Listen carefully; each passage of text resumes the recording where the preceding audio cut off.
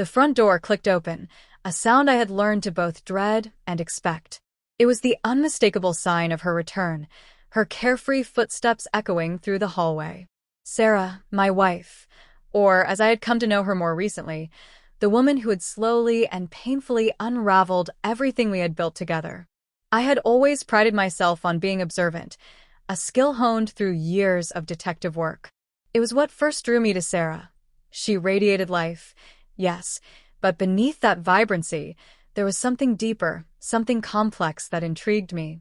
But now, it was that very same attention to detail that had led me to this painful discovery.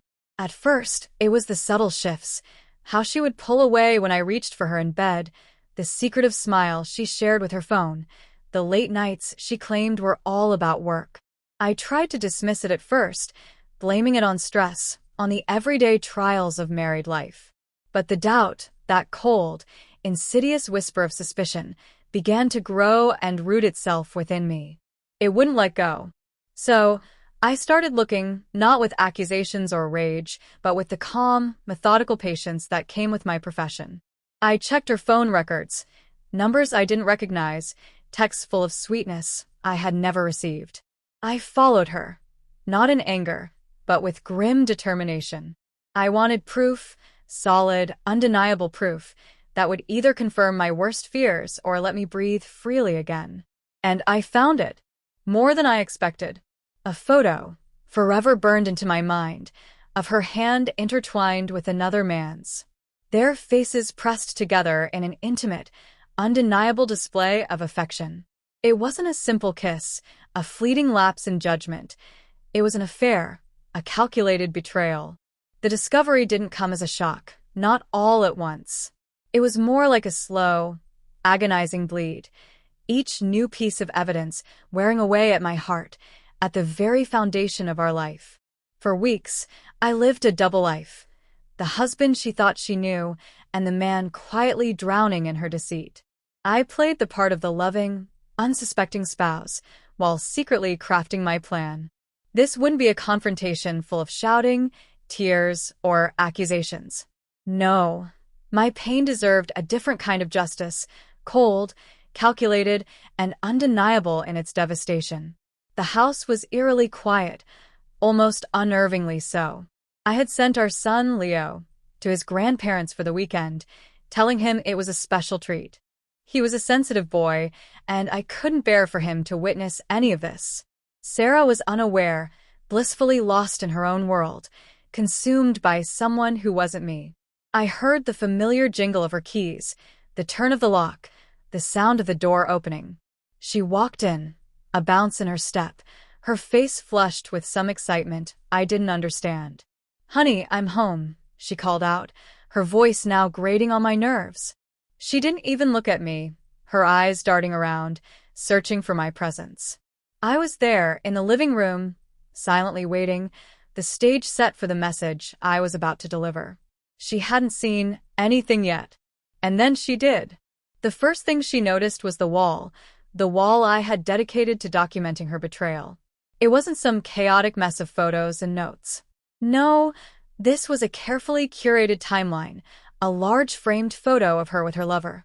The one I had taken weeks ago, surrounded by neatly arranged rows of evidence, printed transcripts of their texts, bank statements revealing her lavish gifts for him, phone records highlighting the frequency of their secret communications.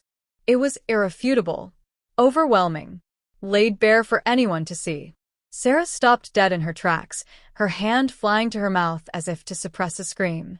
The smile that had danced on her lips vanished instantly, replaced by a look of sheer, unmasked horror. She couldn't speak, couldn't move, her eyes wide with terror. I watched as she hesitated, a small, uncertain step forward. Her gaze flickered between the evidence before her, as if she were hoping, desperately wishing, that it might somehow vanish. I saw the color drain from her face, her cheeks paling to an almost spectral white. How did you?" Her voice trembled, barely a whisper. Her eyes met mine briefly, and in that fleeting moment, I saw it all, the weight of her actions.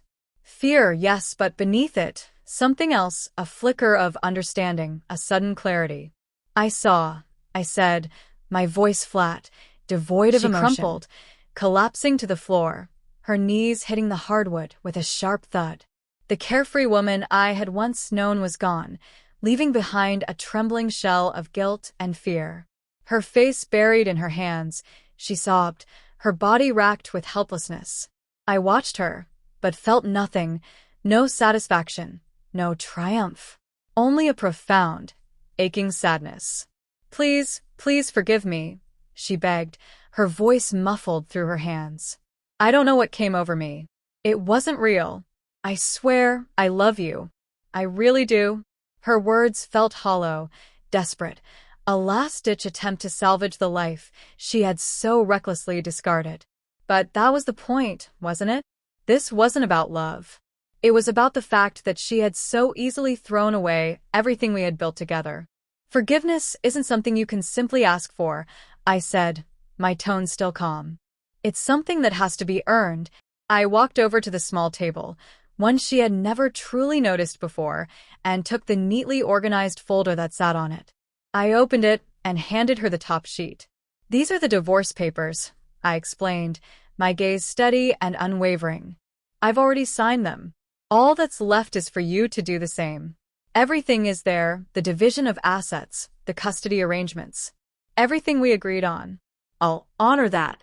But know this. You won't be seeing Leo without supervision. You forfeited that right the moment you chose to betray our family. She scanned the document, her eyes darting over the legal jargon. A new wave of horror swept over her. No, she whispered, her voice cracking. This can't be happening. We can work through this. Please. I promise. Promises, I cut in, a bitter edge to my voice, are just words. And words are cheap. Tears began to spill down her face, blurring her mascara, her body racked with sobs. She looked so broken, so utterly defeated. It might have moved me once, but now, after everything, I had nothing left to give her. No tears, no compassion. She searched my face, looking for a flicker of hope, a glimpse of the love we once shared.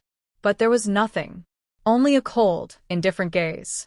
I had spent so long mourning the loss of the woman I thought I knew, that now, there was simply nothing left.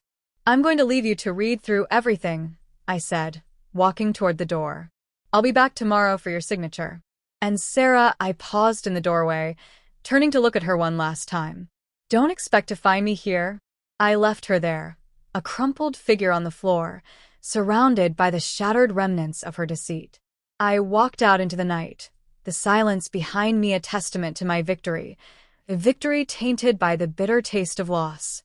It had been a risk, leaving the house for the night, not ensuring she wouldn't do something drastic or try to escape. But I didn't care anymore.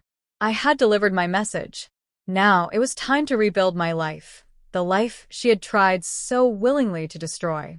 The night was long, but for the first time in weeks, I felt a strange, unexpected peace.